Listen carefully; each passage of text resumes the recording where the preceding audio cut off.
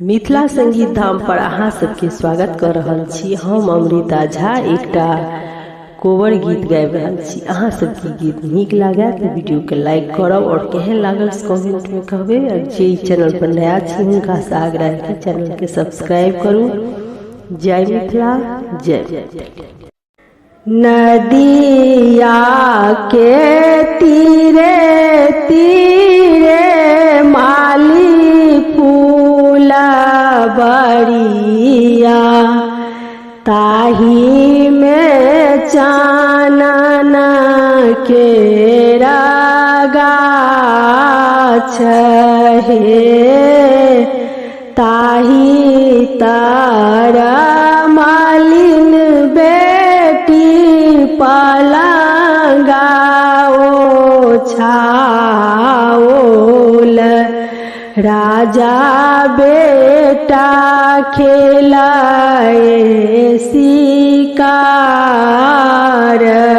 हे, ताही तारा मालिन बेटी पलंगा छाओल, राजा बेटा खेलाए शिकार हे, सब दिना आबै छलहुँ भोर भिनसर, आई किया एती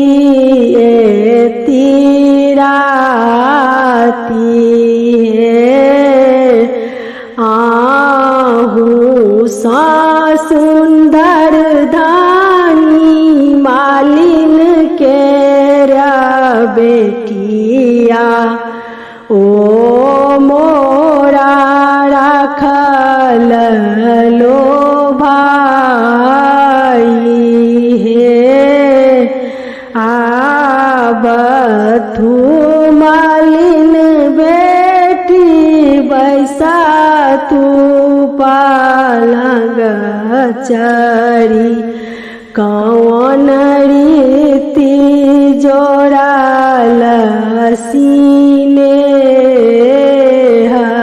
हे, आबथू मालिन बेटी बैसा तू पलंग चरी, कौन रीति जोड़ाल सीने हे, ताही खाना मालिन बेटी पलंगा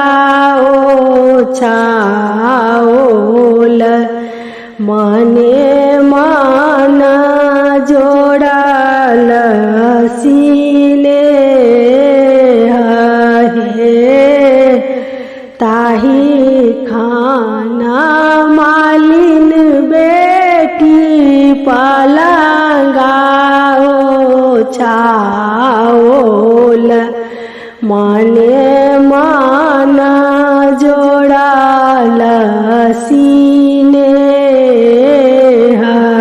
हे, जुगे जुगे जीवा तू रामचंद्र दुल्हा, सिया सुहावे के बरनु अही बात है।